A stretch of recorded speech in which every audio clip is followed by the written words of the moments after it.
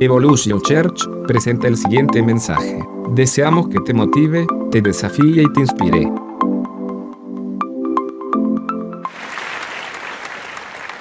Hay algo en común que tienen todos los personajes de la Biblia, ¿sí? Algo que todos los héroes de la Biblia tienen como un común denominador.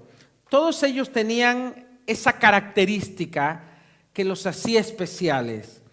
Si bien algunos eran muy diferentes a otros, ¿sí? Nosotros cuando vemos la Biblia a veces lo vemos, pensamos que todos los profetas y los reyes y todos esos héroes de la fe, pues que eran hombres casi perfectos, ¿no? Tenemos esa idea.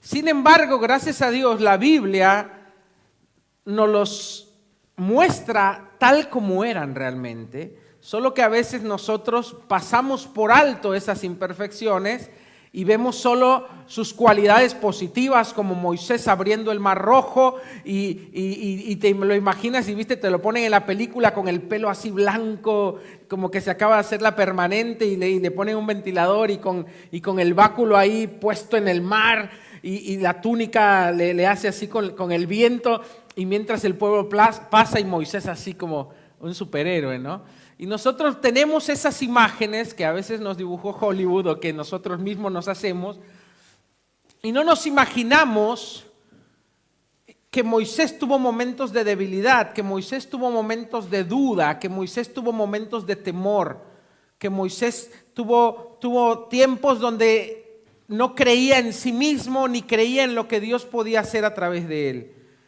Y yo quiero que veamos esas pequeñas partes. Yo te voy a contar un poquito. Por ejemplo, Isaías y Daniel, yo no sé si tú sabías, pero estos eran profetas que venían de la nobleza, ¿sí? Que venían de la realeza, descendían de familias reales. Pero, sin embargo, cuando son conquistados, el rey de Babilonia, por ejemplo, a Daniel se lo lleva y lo encierran y lo hacen esclavo en Babilonia y después terminó trabajando para el rey. Pero él, a pesar de que nació en una buena cuna, él tuvo sus luchas también. Él tuvo sus conflictos, él tuvo sus temores. Por otro lado tenemos a un Habacuc y a un Elías que ni siquiera se conoce sus padres, ni siquiera se sabe de dónde venían porque eran pues gente de común y corriente, pero Dios los llama para ser profetas y conocemos sus historias. Jesús mismo, que es nuestro mejor ejemplo, uno piensa, Jesús es el hombre perfecto, pero tú no te imaginas a Jesús esperando 30 años tuvo que esperar para empezar su ministerio. Y en esos 30 años Jesús no era nadie. En esos 30 años ni siquiera su propia familia creía en él. Dice la Biblia que cuando sus discípulos iban con él, alguien le dijo, mira, ahí viene tu madre y tus hermanos. Y Jesús le dijo, ¿quién es mi madre y mis hermanos? Estos son mi madre y mis hermanos. Los que hacen la voluntad de mi Padre. En otras palabras, los que me siguen. ¿Por qué? Porque sus hermanos no lo seguían, no creían en él. Cuando Jesús va a Nazaret, dice la Biblia que Jesús no pudo hacer ningún milagro en Nazaret porque no creían en él. Y la gente decía, ¿quién es este? Si es el hijo del carpintero. Imagínate que tú viviste en un pueblo chiquito, todos te vieron crecer, no sé, cortando madera, haciendo lo que el hijo del carpintero hacía, y de repente vuelve y dice, no, este es el Mesías, este es el Hijo de Dios. Y los demás decían, ¿quién es? Es el hijo del carpintero, se nos quiere venir a ser el Mesías. Entonces Jesús no pudo hacer milagros ahí, no porque no tuviera el poder, sino porque la gente no creía en él. Jesús tuvo sus luchas, su propia familia no creía en él.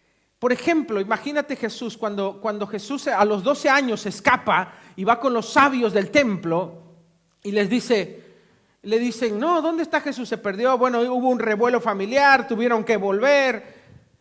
¿Y dónde estaba? Hablando con los sabios. Y dice que sus padres se quedaron atónitos por la forma en que él hablaba con los sabios del templo, con los escribas, los fariseos, todos los eruditos.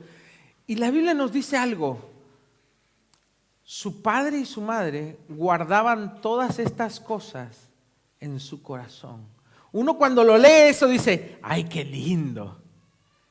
Otra ocasión se encuentra María y José en el templo y viene una profetisa que era muy respetada en el templo y dijo, hoy puedo morir en paz porque mis ojos han visto al Rey, al Mesías. Y dice que María y José se lo guardaban en su corazón. Otra vez fueron con otro profeta y también le dijo lo mismo. Señor, despide a tu siervo en paz porque mis ojos han visto al Rey. Y María y José, calladitos. Yo soy padre. Cuando tu hijo es especial, ¿sabes qué hace cualquier padre? Mira lo que hace mi hijo. Mira, ya sabe escribir y tiene 2 años. Mira cómo recita todas las capitales del mundo. Hasta los llevan a los programas. Un padre, cuando su hijo es especial, lo habla, le gusta expresarlo. Pero María y José, calladitos, porque tenían miedo, obviamente. Habían pasado muchas penumbras por causa de Jesús. Desde antes que naciera ya los querían matar. Tuvieron que irse a vivir a Egipto. Herodes los andaba buscando para matarlos. Tuvieron que mudarse a otro lugar. No encontraban dónde naciera. Los reyes le fueron y le pusieron cosas y después desaparecieron. Tenían miedo. Y yo creo que en algún momento, durante esos 30 años, hasta los padres habrán pensado, bueno, ya pasó todo y no pasó nada.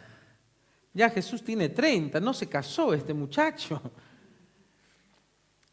Y yo creo que hasta los padres en algún momento, porque María no lo seguía al principio, ni los hermanos lo seguían, habrán dicho, bueno, es un buen muchacho, nada más.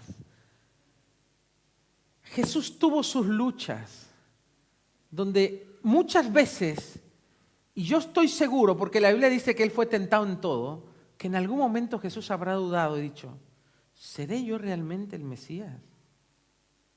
¿Seré yo el encargado de liberar a mi pueblo? Porque acuérdate que Él era 100% hombre. Era 100% Dios, pero era 100% hombre. Y Él decía el Hijo del Hombre siempre. Jesús fue tentado en todo porque era parte del trato. Que Él tenía que pasar todo lo que pasa un hombre, pero sin caer. Para pagar la ley por nosotros. Para cumplir con toda la ley. Entonces yo creo que Jesús tuvo sus dudas. Por eso, cuando Jesús estaba en el Getsemaní, decía, Padre, si es posible, pasa de mí esta copa, que yo no tenga que ir a la cruz. ¿Sí? Pero después volvía en sí y decía, no, pero no se haga mi voluntad, sino la tuya. Todos los grandes hombres de Dios, Pablo fue estudiado, erudito. Pablo era de alcurnia, era un sabelotodo. Pertenecía a las casas nobles de la tribu de Benjamín. ¿Sí? Era fariseo de fariseos. Pablo entraba al Sanedrín y era un capo ahí adentro. Le dieron cartas firmadas todo el Sanedrín para que él se encargara de erradicar a todos los cristianos. Pablo tenía libre acceso, libre chequera, todo para hacer lo que él quería. Pero cuando Pablo se convierte, Pablo perdió todo ese favor, todo ese acceso, todas esas relaciones le dieron la espalda. ¿Y Pablo con qué se queda? Dice, bueno, habrá dicho, tengo a los cristianos ahora. ¿Y qué? ¿Qué hicieron los cristianos? No creían en él, dice la Biblia. No creían en él, no creían que él era un verdadero convertido, pensaban que era un infiltrado. Entonces Pablo en un momento se encuentra con que dejó todo y la iglesia lo rechaza. Los otros apóstoles lo rechazaban. Pablo decía, ¿acaso yo no soy apóstol? ¿Acaso yo no vi al Señor? Porque él tuvo una visión. Pero ¿sabes por qué decía eso Pablo? Dice, bueno, para otros no lo seré, mas para vosotros lo soy. Porque había una gran parte de la iglesia que ponían en duda el apostolado de Pablo. Había una gran parte de cristianos que no creían siquiera que Pablo era un verdadero siervo de Dios. Y por eso Pablo defiende su apostolado muchas veces. Lo vas a leer en Corintios, lo vas a leer en Gálatas, donde él habla a los que no creen en él. Porque muchos decían, bueno, Pedro, Juan, todos ellos anduvieron con Jesús, pero tú, ¿quién eres? Por eso él decía, no, yo también vi al Señor. Se me apareció Jesús. Pero claro, Pablo se sentía, él decía, soy el más pequeño de los apóstoles. Salí de suerte. La iglesia y los otros ministros lo rechazaban. Y tú dices, y uno piensa, gran Pablo, el gran apóstol. Y por otro lado tenés a Pedro. Uno diría, Pedro es el jefe, el jefe de los apóstoles. Pedro fue dejado como el principal. Pero Pedro tenía también sus dudas, tenía también sus luchas. Pedro tenía sus inseguridades porque Pedro había negado al Señor. Todos lo sabían. Todos sabían que Pedro había negado a Cristo. Cuando tenía que mostrarse, yo estoy con él, él dijo, no, yo ni lo conozco a este. 3 veces, no una, 3 veces. Maldijo, dice la Biblia. Andá a saber lo que dijo Pedro. ¿Pero qué te pasa? Y andaba en las maldiciones. ¿Quién es ese? Yo ni lo conozco, ¿no? Y andaba, hasta habrá maldecido. No dice la Biblia si maldijo a Jesús, no dijo a quién maldijo. Y Pedro traía ese estigma. Y después Pedro tenía otra cosa. Todos los líderes tenían algo, tenían conocimiento. Pedro, dice la Biblia, que era un hombre sin letras. Esto es muy probable. Obviamente Pedro, como había sido un pescador, él no venía de una familia de abolengo. Antes solo estudiaban los nobles. Pedro venía de una familia de pescadores. Entonces Pedro es muy probable que ni siquiera sabía leer y escribir. Y de repente es un líder de un movimiento. Y yo creo que cualquier gato loco que venía ahí, cualquier fariseo que se convertía, venía y le cuestionaba a Pedro, pero vos qué sabes de la Escritura, vos qué nos vas a enseñar. Hubo muchos choques. Es más, Pablo una vez confrontó a Pedro, está en Hechos. Yo creo que Pedro sentía una inseguridad de que cualquiera le podía decir, vos no sabes nada, si ni siquiera sabes leer. ¿Quién te puso a ti como líder si tú negaste al Señor? Pedro tenía sus inseguridades y sus luchas. Moisés, por ejemplo, que todos los judíos lo tienen como la cosa más grande, el profeta más grande que ha existido. Nosotros también, es un gran profeta Moisés. Pero Moisés tuvo sus luchas porque Moisés nació, muchos dirán, qué bien, él nació en cuna noble. No nació en cuna, nació esclavo, pero creció entre los nobles. Lo adoptó la hija del faraón. Entonces Moisés se crió entre conocimientos, seguro sabía matemáticas, arquitectura, arte de guerra, de todo.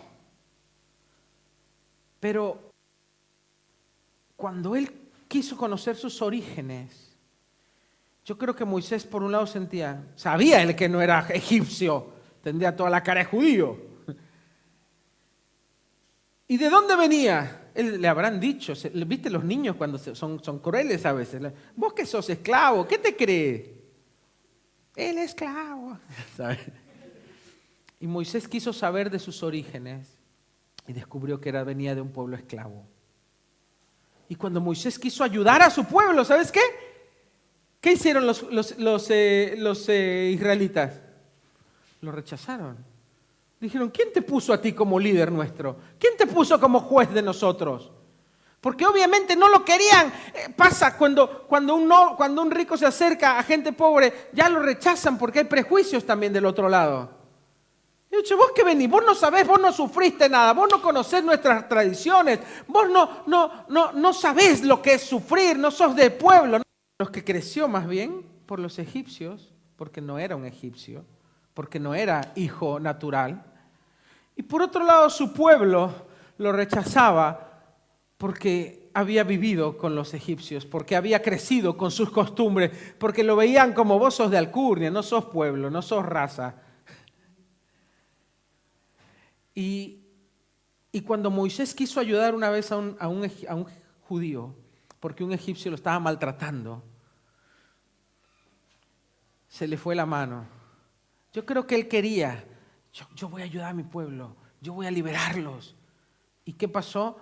Dice que discutían uno, se metió en el medio, le metió un par de piñas, no sé cómo fue la historia, que terminó muerto el egipcio. ¿Y qué pasó?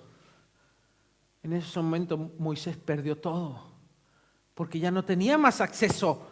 Tuvo que huir como un prófugo de la justicia, de su familia, una vergüenza. Y por otro lado, su propio pueblo, Israel, lo rechazaba. Y se fue al desierto. Yo creo que se tiró a morir. De suerte lo encontraron ahí las hijas de Yetro. Decís, ¿quién soy? ¿Soy egipcio? ¿Soy judío? ¿Soy noble? ¿O soy un prófugo de la justicia? ¿Soy un libertador? ¿O soy un asesino? Por eso cuando Dios lo llama en el desierto, después de 40 años, muchos dicen, ay Señor, no me mandas mi ayuda idónea, Señor, no me mandaste ese trabajo, Señor, no me mandaste esa promesa, ya pasaron 3 años. 40 años esperó Moisés. Claro, y cuando Dios se le aparece, estaba asustadísimo. Ya no era ese hombre bravo, valiente, a caballo, hijo de Faraón. No, era un prófugo que vivía escondido. Yo no me imagino lo que es vivir prófugo, pero los que han vivido prófugos dicen que es algo muy feo. El padre de mi suegro fueron prófugos porque eran perseguidos en aquel tiempo perseguían a todo el que hablaba alemán y ellos eran austriacos. Entonces, como en Austria hablaban alemán, pero había una cacería de nazis. Ellos no eran nazis, obviamente, no eran alemanes, pero como hablaban alemán, estaban viviendo en Brasil y los persiguieron. Y les quemaron la casa, les perdieron todas sus pertenencias y los metieron a la cárcel. Y Juan Carlos y sus hermanos, junto con su madre, pudieron escapar al consulado de Argentina y venirse acá. Pero cuando los liberaron por unos días, ellos se vinieron a Argentina, el padre y el hermano del pastor Juan Carlos, dice que tenían tanto temor que vivían en el medio de la selva, ¿no, Juan Carlos? Ni siquiera se cruzaban con la gente. Juan Carlos era como un indito, ¿viste? Como un animalito. Dice que veían a un humano y tenían miedo. Eso me cuenta mi suegra, no te digo de broma, él me cuenta eso. Lo que es vivir perseguido. Y yo me imagino a Moisés escondido en el desierto para que nadie lo conozca y se le aparecen la zarza ardiendo y Dios le dice, Moisés, yo te elegí, ve a Egipto. Moisés ha dicho, no. Dijo, no Señor, envía a otro, porque ir a Egipto era su muerte. Y por otro lado, toda la confianza que él tenía, toda esa autoestima, ese guerrero, ese príncipe de Egipto, estaba muerto. Era un prófugo perseguido, temeroso. 40 años. Probablemente su aspecto había cambiado. Porque los egipcios eran todos rasurados, todos limpios, pulcros, con armaduras. Y ahora era un hombre barbón, con chivo, con olor a vaca, a oveja. Era otro. Todo ese hombre murió en Egipto.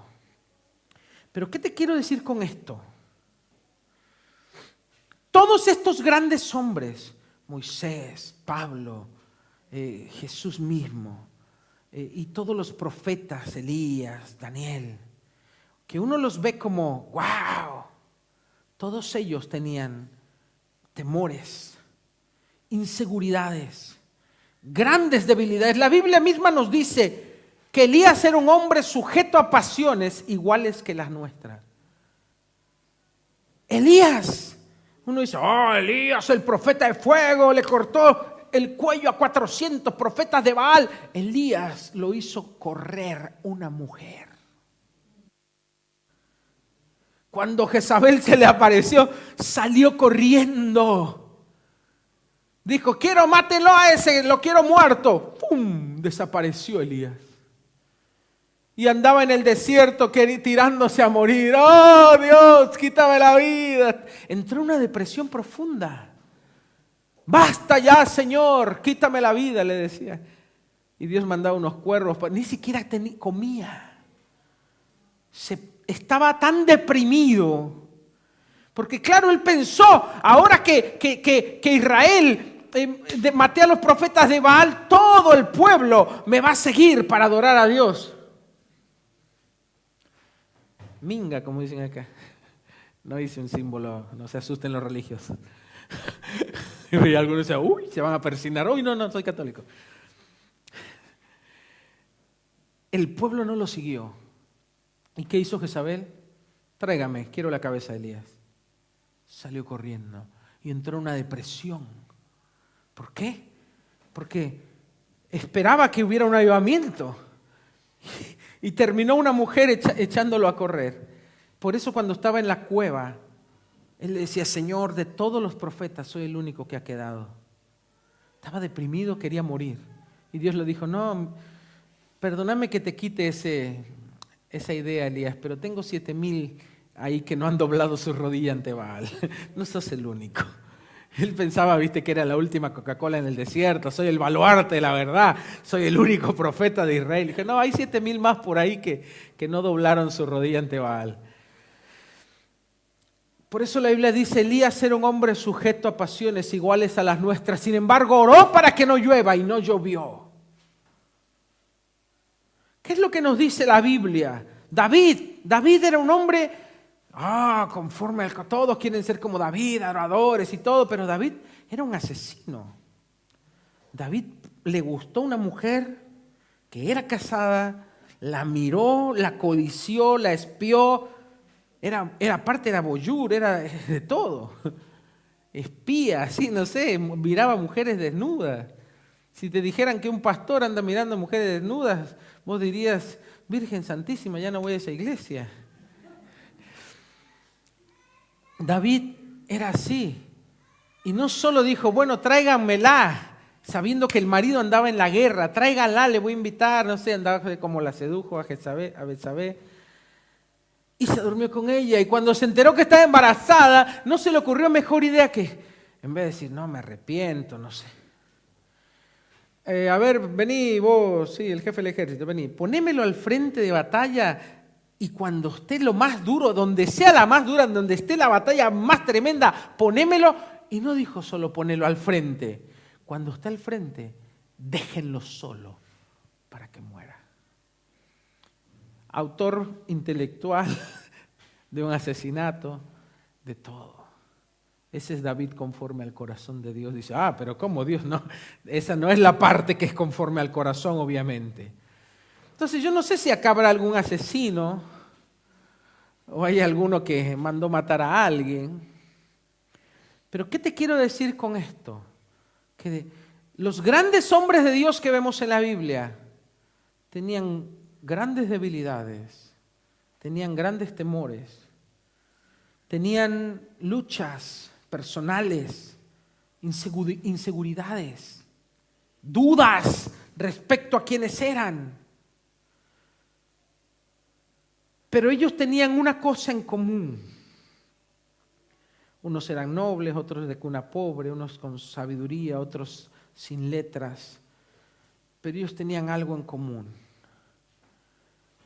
Que ellos entendieron que podían vivir por un propósito más grande que ellos mismos. Que su vida podía tener sentido si ellos rendían su vida a los propósitos de Dios. Y que a pesar de sus debilidades y que a pesar de sus errores, Dios podía transformarlos y usarlos para su gloria. Entonces ninguno de ellos era alguien perfecto o completamente justo. Ninguno de ellos fue elegido por ser mejor que los demás. Al contrario, Dios le dice a Israel: yo te elegí porque eras el pueblo más pequeño, el más insignificante de la tierra.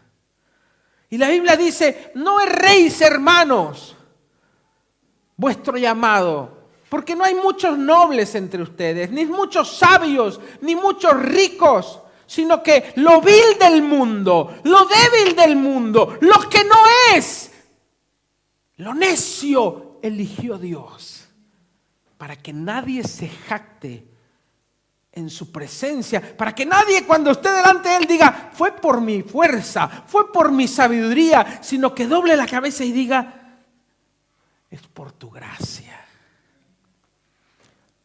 Entonces, mi hermano, yo lo que quiero decirte con esto es que a pesar de que cada uno de ellos, de estos hombres, tenía sus razones para dudar de su llamado, para no cumplir su propósito, sin embargo, ninguno de ellos permitió que sus debilidades y que sus temores o que sus miedos los frenaran o los condicionaran para no seguir el llamado de Dios. Tú tienes un propósito que cumplir en la tierra. Dios te eligió, pero no porque eras el mejor. Dios te eligió para mostrar su gracia en ti, lo que Él puede hacer a través de ti. Simplemente tienes que creerle. Entonces, ellos se valieron, al contrario, en vez de decir: no, yo no soy digno, no puedo. Sí, lo pensaron, pero no dejaron que eso fuera más grande que el llamado de Dios. Ellos, en vez de eso, usaron eso y se valieron de eso para aferrarse más al Señor, para creer que Él podía usar a un alguien que nadie usaría. A un Moisés quebrado, a un David corrompido, a un Elías depresivo. Y así te podría decir una lista larga de cuáles eran sus debilidades. Tú puedes tener 1000 defectos y 1000 debilidades, muchas cosas en contra para pensar que no sirves para nada, que no tienes un propósito, que no vales. Pero nada de eso detuvo a estos grandes hombres, a estos grandes héroes de la fe. ¿Por qué? Porque sabemos que Dios es especialista en hacer lo imposible, en tomar a alguien débil, a alguien que no es. Como a David le dijo: yo te tomé de detrás de las ovejas, de detrás de la majada, y te hice sentar entre los príncipes de mi pueblo. Dios no llama a los grandes, ni a los poderosos, ni a los sabios, ni a los nobles. Dios llama a los que están dispuestos a aceptar su llamado y su propósito. Yo no digo que un llamado no es solo al pastorado, no se equivoquen, no es solo al ministerio. Tú puedes tener un propósito que cumplir en la vida, como un doctor, como un profesional, no importa en el área donde tú estés. Si Dios te llamó para cumplir un propósito y si tú ya respondes a ese llamado, Dios te va a acompañar paso a paso y Dios te va a levantar y Dios va a cumplir su propósito en ti. ¿Por qué? Porque el que llama es el que capacita, el que llama es el que te levanta, el que te habilita, el que te da las herramientas y los recursos y la capacidad de cumplir ese llamado. Por eso la Escritura dice: no es del que corre la carrera, ni es del fuerte la guerra. No es del que corre ni del que se apresura, sino del que el Señor tiene misericordia. No es del fuerte la batalla.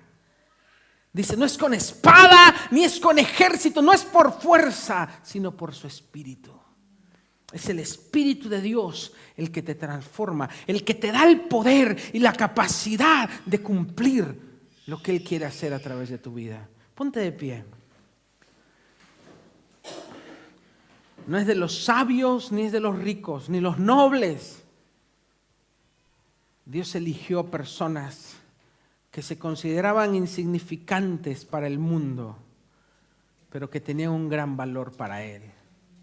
Porque Él puede hacer lo que sea a través de alguien que está dispuesto a dejarse usar por Él, a través de alguien que está dispuesto a dejarse moldear por Él, a dejarse tocar por Él. Así que no importa las veces que te han rechazado o que te han dicho tú no sirves, o las veces que el mundo te ha escupido o que el mundo te ha gritado a la cara, no vales nada. No importa las veces que las personas te han visto para abajo. No importa las veces que tú mismo te has rechazado y que has sentido que no puedes, porque Dios nunca te rechaza. Porque Dios te ve con sus ojos de poder. Dios no ve en ti el débil y el que fracasa y el que empieza y no termina. No, Dios ve en ti lo que Él puede hacer a través de ti. Dios ve en ti a su Hijo. Dios ve en ti su Espíritu. Dios ve en ti su poder. Por eso dice la Biblia: bástate mi gracia, que mi poder se perfecciona en tu debilidad. Cierra tus ojos. Nunca pienses que no vales la pena. No importa si este mundo te ha dado la espalda. No importa si los que tenían que creer en ti no creyeron en ti. Hay uno que cree en ti y nunca va a dejar de creer en ti. Hay uno que te conoce, que sabe lo que vales, que sabe lo que tienes.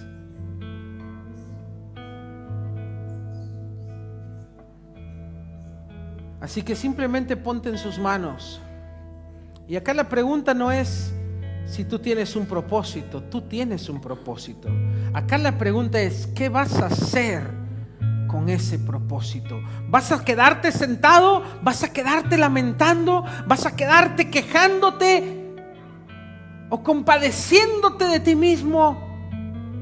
¿O lamentándote porque nadie creyó en ti, porque el mundo no creyó en ti, porque no tuviste oportunidades? ¿O simplemente le vas a decir: Señor, yo creo lo que tú dices de mí, yo creo en tu propósito y yo creo que tú puedes levantar mi vida, yo creo que tú puedes transformar mi vida y hacer tu voluntad? Entonces, ya no te preguntes si tú tienes un propósito. Yo te pregunto: ¿qué vas a hacer con ese propósito? Si tú quieres responder al propósito del Señor, simplemente corre a Él. Corre a Él con tu corazón abierto. Ríndete y dile: heme aquí. Pero ríndete de verdad. Ríndete con toda tu alma, con todas tus fuerzas. Dile: Señor, aunque nadie crea en mí, y aun cuando yo mismo dudo de mí, tú has creído en mí, Señor. Yo respondo a tu propósito. Yo respondo a tu llamado. Tú no te equivocaste al elegirme. Gracias por mirarme. Gracias por escogerme. Ayúdame. Dame tu gracia. Que tu poder se perfeccione en mi debilidad. Yo quiero cumplir tu propósito. Heme aquí, Señor. Levanta tus manos ahí. Levanta tus manos y dile: heme aquí, Señor. Aquí estoy listo, estoy dispuesto. Transforma mi vida, haz lo que tengas que hacer. Que tu voluntad se haga en mí. Que tu propósito se cumpla en mí, Señor. Que tu propósito se cumpla en mi familia. Que tu propósito se cumpla en mi hogar.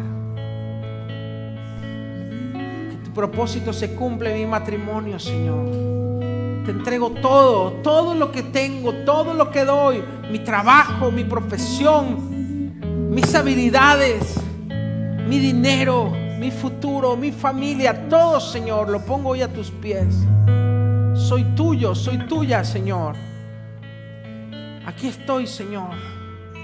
Tal cual soy, vengo a ti.